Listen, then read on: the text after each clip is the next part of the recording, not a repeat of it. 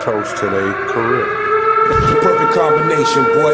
Hip hop legends in the South. This is sports fans' only home for the hottest sports show around. These guys are on fire. You're now listening to KJ and Shawn Mack. Non-stop sports.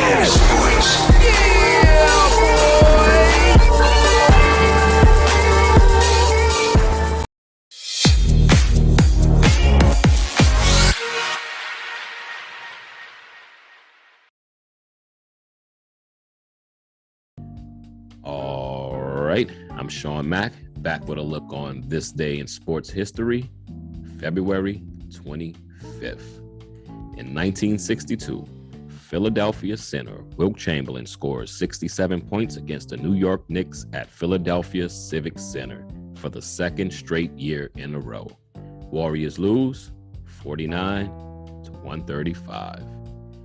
Now, that's pretty much the stories of Wilt's career, right? He puts up a lot of points and his team loses.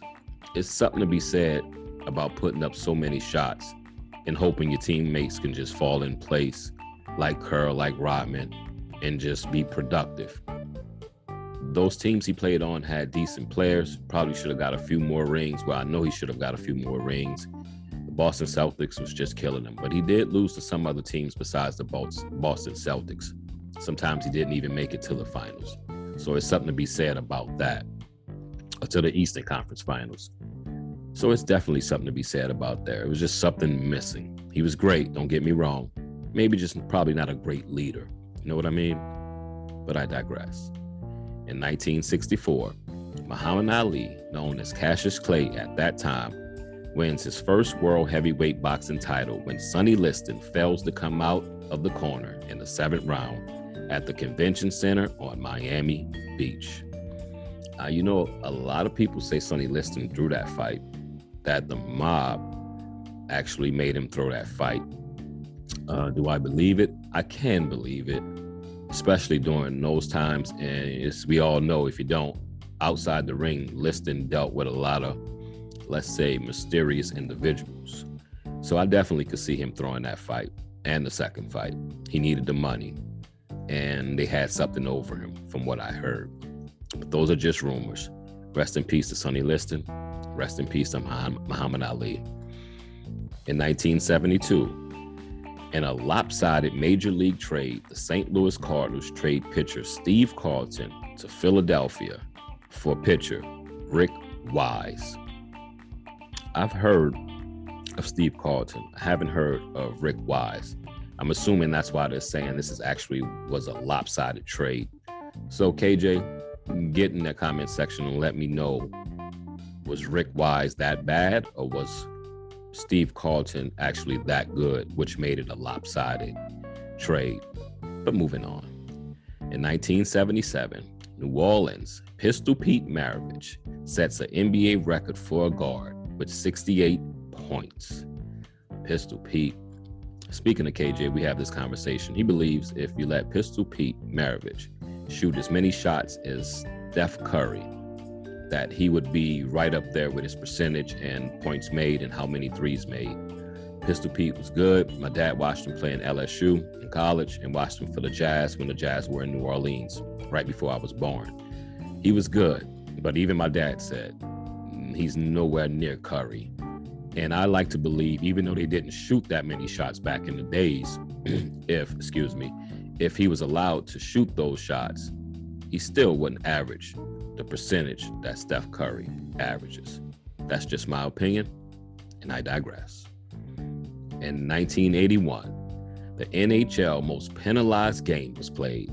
Bruins and the North Stars combined for 84 penalties and 392 penalty box minutes. I really wanted to read this because, all right, 84 penalties and 392 penalty box minutes. You guys didn't come to play, you just came to fight.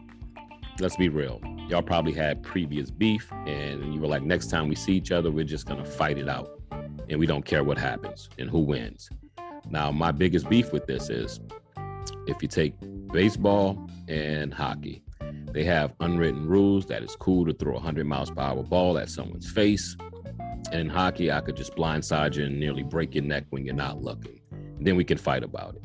Now, if anything like that happened in football or in the NBA, they're monsters. They don't know how to control themselves. You know, I guess those sports can't police themselves. So in my opinion, you take hockey and you take the other sports that have unwritten rules per se and just get rid of all of them. That works for you? Because it works for me. Moving on. In 1989, with a minute left in the 5th round, Mike Tyson TKOs Frank Bruno for the heavyweight boxing title. With that win, Tyson walked away with the WBA, the WBC, the IBF, and the ring heavyweight titles. That was great fights. They fought in, that was what, 89, and I think again they fought in 90 something. Those were great. Lennox Lewis retired Bruno. He was actually a great British boxer back then before Lennox Lewis got his crown and became the heavyweight title contender at that time. But Mike Tyson at that time was, I thought this would be the real Tyson, and he'll get back to winning the belts. And then, as we all know, 89, 90 happened and all that stuff with Robin Givens. But I love that fight. That fight and the Razor Ruddock fight, two of Tyson's best fights to me, to show you what a little guy with a lot of power could do against a bigger man, a much bigger man, bigger men, Razor Ruddock and Frank Bruno. So shouts out to Frank Bruno, shouts out to Mike Tyson for what he's done with his life, because we all thought he was on a train. We all thought he was on a train track headed to a brick wall, right? And he surprised all of us, and he's making money, selling the cannabis, doing whatever he does. Look like he's living his best life. So shouts out to Mike Tyson and Frank Bruno. And in 1991, Bruce McNall, Wayne Gretzky, and John Candy buys the Toronto Argonauts. Say that right? Argonauts, which is a CFL football team back then in the 90s. I wanted to read this actually just to tell you about my two favorite cartoons growing up. Camp Candy, loved it. Look it up if you don't know about it. John Candy was in a cartoon called Camp Candy. It was awesome. I enjoyed every bit of it.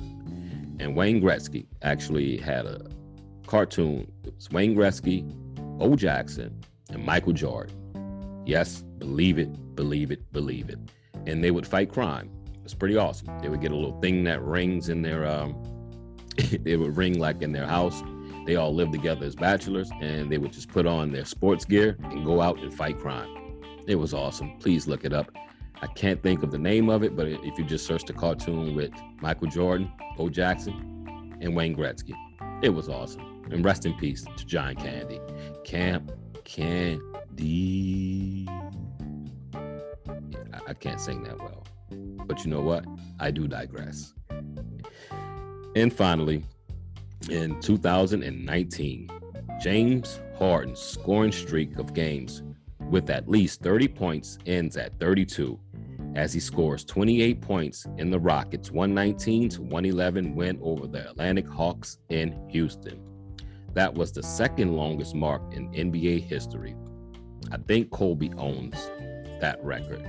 Could be mistaken, almost just like any other scoring record in the NBA. It possibly could be Wilt Chamberlain, but I'm pretty sure I remember Kobe in the early 2000s, the late 2000s, early 2010s, having that streak of 30 points and sometimes 40 points. I think it was 8 games with 40, and I think it was more like 33 or 34 with at least 30 points scored. Rest in peace to Kobe Bryant. Shouts out to James Harden. I don't think we will ever see that James Harden ever again, personally. That's just my opinion. I think the weight is too much on his knees, and he just don't have the skills and the speed anymore. And his game was predicated off of quick dribbling and speed. And once he loses that, he becomes almost a little bit above average player. But we'll see. He's sitting in Philadelphia now, and we'll see what him and Embiid does. And finally, before I bounce on out of here, get on out of here, jet on out of here, peace out on out of here, break on out of here, whatever we do to get on out of this piece, you know what I'm saying? I would like to wish a happy birthday to Paul ONeill, Yankee slugger. He turns 59 today. And happy birthday to Joakim Noah. He turns 37 today. So to Paul ONeill, they just retired your jersey for the Yankees. How many jerseys are the Yankees going to retire? You only have so many numbers you can put on the jersey. I'm starting to get worried about that. You're going to have 101 and 0 playing 55 and 66. If you kind of get what I'm doing there. They're going to run out of numbers. That's just a dad joke. So you had a good career, won some championships. I think you came from Philadelphia back in the days, if I'm not mistaken, the Phillies.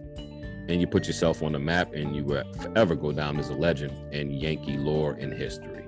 And to Joakim Noah, loved you in college at Florida, won those back-to-back rings, came in with the Bulls, did extremely well. But somewhere during your career, the big man game changed.